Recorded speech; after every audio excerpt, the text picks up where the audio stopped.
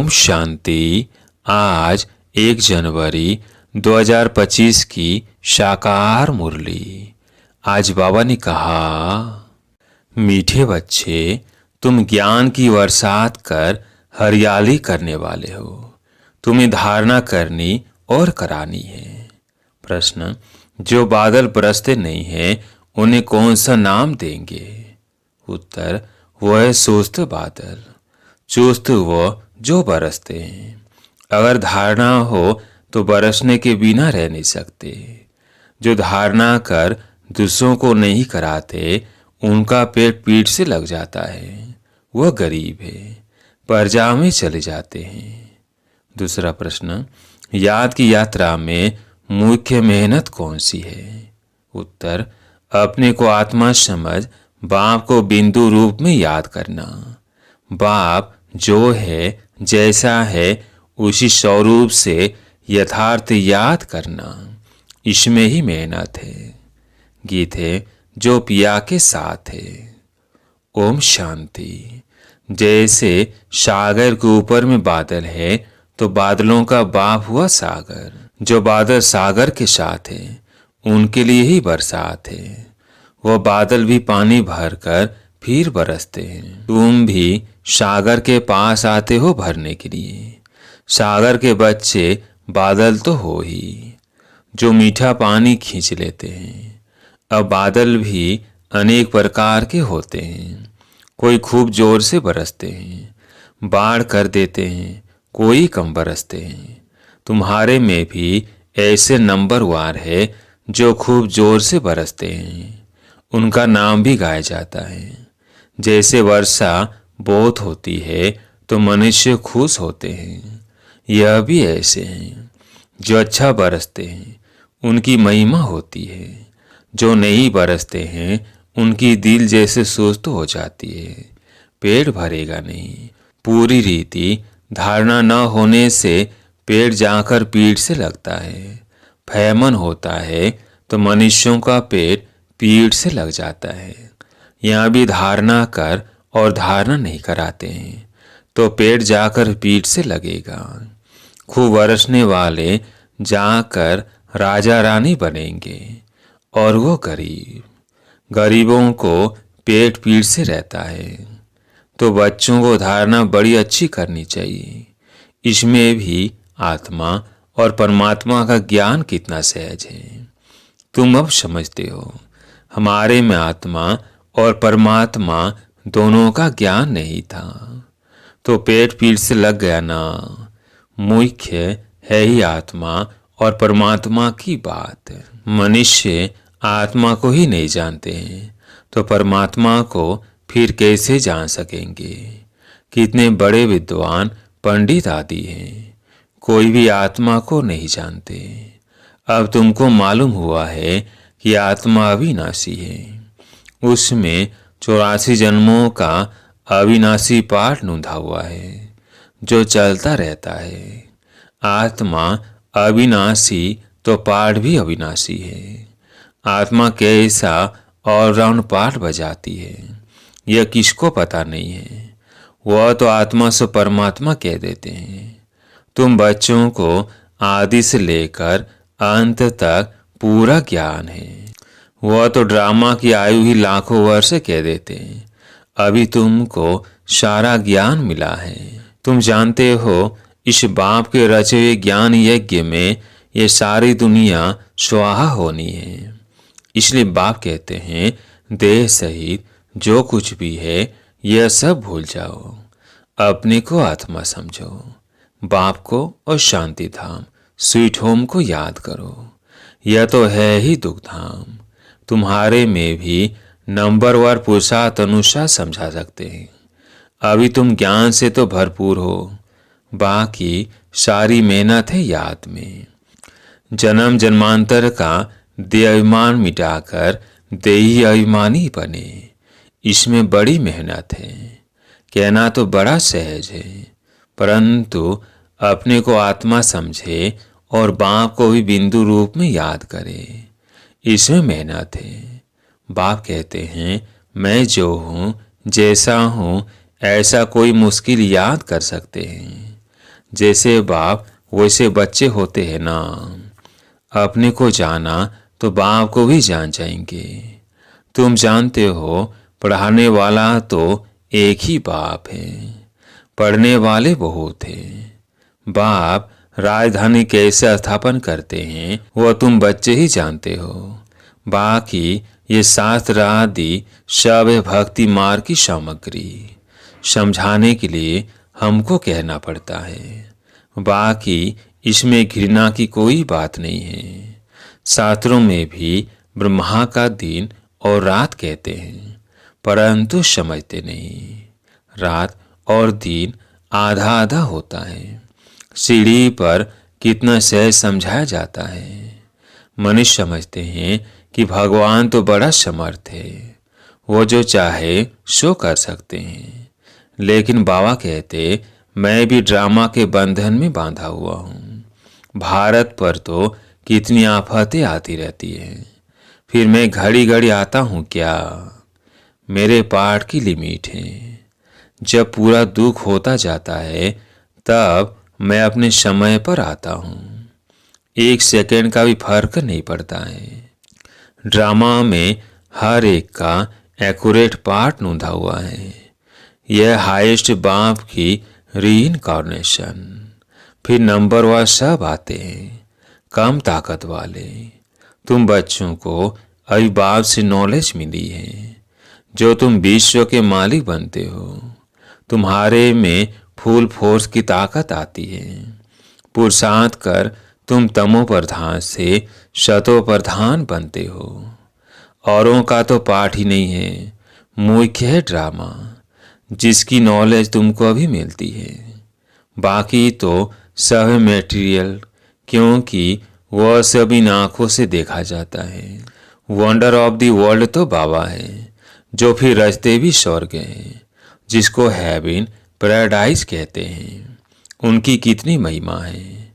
बाप और बाप की रचना की बड़ी महिमा है। ऊंच तुझ है भगवान। ऊंच तुझ स्वर्ग की स्थापना बाप कैसे करते हैं यह कोई भी कुछ भी नहीं जानते हैं। तुम मीठे मीठे बच्चे भी नंबरवार पुरुषार्थ अनुसार जानते हो, और उस अनुसार ही पद पाते हो। जिसने पुरुषार्थ किया वह ड्रामा अनुसार ही करते हैं। पुरुषार्थ बिगर तो कुछ मिल न सके। कर्म बिगर 1 सेकंड भी रह नहीं सकते। वो हठ योगी प्राणायाम चढ़ा लेते हैं, जैसे जड़ बन जाते हैं, अंदर पड़े रहते हैं। ऊपर मिट्टी जम जाती है। मिट्टी के ऊपर पानी पड़ने से घास जम जाती है, परंतु इससे कुछ फायदा नहीं। कितना दिन ऐसे बैठे रहेंगे? कर्म तो जरूर करना ही है। कर्म सन्यासी कोई बन ना सके। हाँ, सिर्फ खाना आदि नहीं बनाते हैं, इसलिए उनको कर्म सन्यासी कह देते हैं। यह भी उन्हों का ड्रामा में पार्ट है। यह निवृत्ति मार्ग वाले भी नहीं होते तो भारत की क्या हालत हो जाती। भारत नंबर 1 प्योर था। बाप पहले पहले प्यूरिटी स्थापन करते हैं, जो फिर आधा कल्प चलती है। बरोबर सतयुग में एक धर्म एक राज्य था, फिर डीटी राज्य अब फिर से स्थापन हो रहा है। ऐसे अच्छे अच्छे स्लोगन बनाकर मनुष्यों को सुजाग करना चाहिए। फिर से डीटी राज्य भाग्य आकर लो। अभी तुम कितना अच्छी रीति समझते हो। श्री कृष्ण को श्याम सुंदर क्यों कहते हैं यह भी अभी तुम जानते हो। आजकल तो बहुत ही ऐसे ऐसे नाम रख देते हैं, श्री कृष्ण से कंपटीशन करते हैं। तुम बच्चे जानते हो पति राजाएं कैसे पावन राजाओं के आगे जाकर माथा टेकते हैं, परंतु जानते थोड़ी है। तुम बच्चे जानते हो जो पूज्य थे वही फिर पुजारी बन जाते हैं। अभी तुम्हारी बुद्धि में सारा चक्र है। यह भी याद रहे तो अवस्था बड़ी अच्छी रहे, परंतु माया सिमरण करने नहीं देती है, भुला देती है। सदैव हर्षित मुख अवस्था रहे तो तुमको देवता कहा जाए। लक्ष्मी नारायण का चित्र देख कितना खुश होते हैं। राधे कृष्ण अथवा राम आदि को देख इतना खुश नहीं होते, क्योंकि श्री कृष्ण के लिए शास्त्रों में हंगामे की बातें लिख दी है। यह बाबा बनता भी श्री नारायण है ना।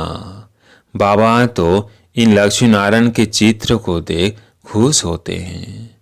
बच्चों को भी ऐसे समझना चाहिए। बाकी कितना समय इस पुराने शरीर में होंगे, फिर जाकर प्रिंस बनेंगे। ये अहम ऑब्जेक्ट है ना। यह भी सिर्फ तुम जानते हो। खुशी में कितना गदगद होना चाहिए। जितना पढ़ेंगे उतना ऊंच पद पाएंगे। पढ़ेंगे नहीं तो क्या पद मिलेगा। कहाँ विश्व के महाराजा महारानी, कहाँ साहूकार, प्रजा में नौकर चाकर। सब्जेक्ट तो एक ही है, सिर्फ मन मना भव, मध्याजी भव, अलप और बे, याद और ज्ञान। इनको कितनी खुशी हुई। अलप को अल्लाह मिला, बाकी सब दे दिया। कितनी बड़ी लॉटरी मिल गई, बाकी क्या चाहिए। तो क्यों न बच्चों के अंदर में खुशी रहनी चाहिए। इसलिए बाबा कहते हैं ऐसा ट्रांसलाइट का चित्र सबके लिए बनवाए जो बच्चे देखकर खुश होते रहे। शिव बाबा ब्रह्मा द्वारा हमको यह वर्षा दे रहे हैं। मनुष्य तो कुछ नहीं जानते हैं, बिल्कुल ही तुच्छ बुद्धि है। अभी तुम तुच्छ बुद्धि से स्वच्छ बुद्धि बन रहे हो। सब कुछ जान गए हो और कुछ पढ़ने की दरकार नहीं।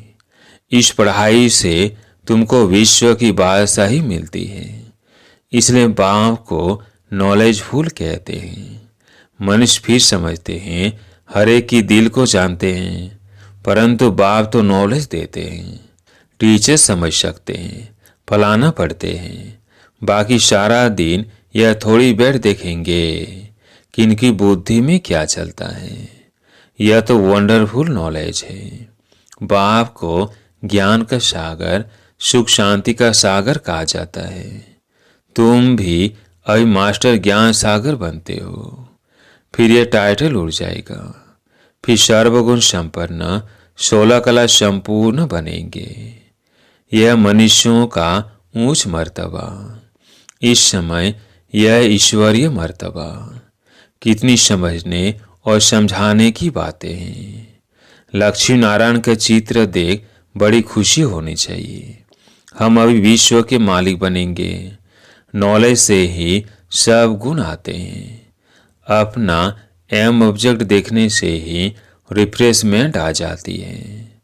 इसलिए बाबा कहते हैं यह लक्ष्मी नारायण का चित्र तो हर एक के पास होना चाहिए। यह चित्र दिल में प्यार बढ़ाता है, दिल में आता है। बस यह मृत्यु लोक में लास्ट जन्म है। फिर हम अमर लोक में यह जाकर बनूंगा। तो ऐसे नहीं कि आत्मा सो परमात्मा नहीं। यह ज्ञान सारा बुद्धि में बैठा हुआ हो। जब भी किसको समझाते हो बोलो हम कभी भी कोई से भीख नहीं मांगते। प्रजापिता ब्रह्मा के बच्चे तो बहुत हैं। हम अपने ही तन मन धन से सेवा करते हैं। ब्राह्मण अपनी कमाई से ही यज्ञ को चला रहे हैं। शूद्रों के पैसे नहीं लगा सकते। ढेर बच्चे हैं, वो जानते हैं जितना हम तन मन धन से सर्विस करेंगे, सरेंडर होंगे, उतना पद पाएंगे। जानते हैं बाबा ने बीज बोया है तो ये लक्ष्मी नारायण बनते हैं। पैसे यहाँ काम में तो आने नहीं है, क्यों न इस कार्य में लगा दे। फिर क्या सरेंडर होने वाले भूख मरते हैं क्या। वो संभाल होती रहती है। बाबा की कितनी संभाल होती रहती है। यह तो शिव बाबा का रथ है ना। सारे वर्ल्ड को हेवन बनाने वाला है। यह हसीन मुसाफिर है। परमपिता परमात्मा तो आकर सबको हसीन बनाते हैं। तुम सांवरे से गोरा हसीन बनते हो ना। कितना सोलना साजन है। आकर सबको गोरा बना देते हैं। उन पर तो कुर्बान जाना चाहिए, याद करते रहना चाहिए। जैसे आत्मा को देख नहीं सकते, जान सकते हैं, वैसे परमात्मा को ही जान सकते हैं। देखने में तो आत्मा परमात्मा दोनों एक जैसे बिंदु हैं, बाकी तो सारी नॉलेज है। यह बड़ी समझ की बातें हैं। बच्चों की बुद्धि में यह नोट रहनी चाहिए। बुद्धि में नंबरवार पुरुषार्थ अनुसार धारणा होती है। डॉक्टर लोगों को भी दवाइयाँ याद रहती है ना, ऐसे नहीं कि उस समय बैठ किताब देखेंगे। डॉक्टरी को भी पॉइंट से होती है, बैरिस्टर की भी पॉइंट से होती है। तुम्हारे पास भी पॉइंट से, टॉपिक से, जिस पर समझाते हैं। कोई पॉइंट किसको फायदा कर लेती है, कोई को किस पॉइंट से तीर लग जाता है। पॉइंट तो बहुत ढेर की ढेर है। जो अच्छी रीति धारण करेंगे वो अच्छी रीति सर्विस कर सकेंगे। आधा कल्प से महारोगी पेशेंट है, आत्मा पतित बनी है, उनके लिए एक अविनाशी सर्जन दवाई देते हैं। वह सदैव सर्जन ही रहते हैं, कई बीमार होते नहीं। और तो सब बीमार पड़ जाते हैं। अविनाशी सर्जन एक ही बार आकर मन मना भौ का इंजेक्शन लगाते हैं। कितना सहज है। चित्र को पॉकेट में रख दो सदैव। बाबा नारायण का पुजारी था तो लक्ष्मी का चित्र निकाल अकेला नारायण का चित्र रख दिया। अभी पता पड़ता है जिसकी हम पूजा करते थे वह बन रहे हैं। लक्ष्मी को विदाई दे दी तो यह पक्का है हम लक्ष्मी नहीं बनूंगा। लक्ष्मी बैठ पैर दबाए यह अच्छा नहीं लगता था। उनको देखकर पुरुष लोग स्त्री से पैर दबाते हैं। वहाँ थोड़े लक्ष्मी ऐसे पैर दबाएगी। यह रस्म रिवाज वहाँ होती नहीं। यह रस्म रावण राज्य की है। इस चित्र में सारी नॉलेज है। ऊपर में त्रिमूर्ति भी है। इस नॉलेज को सारा दिन सिमरण कर बड़ा वंडर लगता है। भारत अब स्वर्ग बन रहा है। कितनी अच्छी समझानी है, पता नहीं मनुष्यों की बुद्धि में क्यों नहीं बैठता है।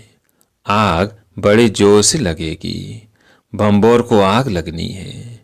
रावण राज्य तो जरूर खलास होना चाहिए। यज्ञ में भी पवित्र ब्राह्मण चाहिए। यह बड़ा भारी यज्ञ है, सारे विश्व में प्योरिटी लाने का। वो ब्राह्मण भी बल ब्रह्मा की औलाद कहलाते हैं, परंतु वह तो कुक वंशावली है। ब्रह्मा की संतान तो पवित्र मुख वंशावली थे ना। दोनों को ये समझाना चाहिए। अच्छा, मीठे मीठे सिकिलधर बच्चों प्रति माता पिता बाप दादा का याद प्यार और गुड मॉर्निंग। रूहानी बाप की रूहानी बच्चों को नमस्ते। हम रूहानी बच्चों की रूहानी बाप दादा को याद प्यार गुड मॉर्निंग, नमस्ते नमस्ते। धारणा के लिए मुख्य सार। पहला पॉइंट है, स्वच्छ बुद्धि बन वंडरफुल ज्ञान को धारण कर बाप समान मास्टर ज्ञान सागर बनना है। नॉलेज से सर्वगुण स्वयं में धारण करने हैं। दूसरा पॉइंट है, जैसे बाबा ने तन मन धन न सर्विस में लगाया, सरेंडर हुए, ऐसे बाप समान अपना सब कुछ ईश्वरीय सेवा में सफल करना है।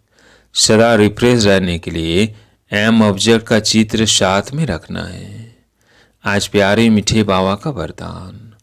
एक रस स्थिति द्वारा सदा एक बाप को फॉलो करने वाले प्रसन्नचित भव। एक रस स्थिति द्वारा सदा एक बाप को फॉलो करने वाले प्रसन्नचित भव। आप बच्चों के लिए ब्रह्मा बाप की जीवन एक्यूरेट कंप्यूटर है। जैसे आजकल कंप्यूटर द्वारा हर एक प्रश्न का उत्तर पूछते हैं, ऐसे मन में जब भी कोई प्रश्न उठता है तो क्या, क्यों, कैसे का बजाय ब्रह्मा बाप के जीवन रूपी कंप्यूटर से देखो। क्या और कैसे का क्वेश्चन ऐसे में बदल जाएगा। प्रश्नचित के बजाय प्रसन्नचित बन जाएंगे। प्रसन्नचित अर्थात एक रस स्थिति में एक बाप को फॉलो करने वाले। स्लोगन: आत्मिक शक्ति के आधार पर सदा स्वस्थ रहने का अनुभव करो। आत्मिक शक्ति के आधार पर सदा स्वस्थ रहने का अनुभव करो। आज एक विशेष सूचना। शैव ब्रह्मा वर्ष 1 जनवरी से 31 जनवरी 2025 तक विशेष अंतर्मुक्ता की गुफा में बैठ योग तपस्या करते हुए पूरे विश्व को अपनी शक्तिशाली मनसा द्वारा विशेष साकार देने की सेवा करना चाहिए। इसी लक्ष्य से इस मास के पत्र पुष्प में जो अव्यक्त इशारे भेजे गए हैं वो पूरे जनवरी मास में मुरली के नीचे भी लिख रहे हैं। आप सभी इन पॉइंट्स पर विशेष मनन चिंतन करते हुए मनसा सेवा का अनुभवी बने। अपनी शक्तिशाली मनसा द्वारा सकाश देने की सेवा करो। आप शांति दूत बच्चे कहाँ भी रहते चलते फिरते सदा अपने को शांति दूत समझकर चलो। जो स्वयं शांत स्वरूप शक्तिशाली स्वरूप में स्थित होंगे और दूसरों को भी शांति और शक्ति की सकाश देते रहेंगे। अच्छा, ओम शांति।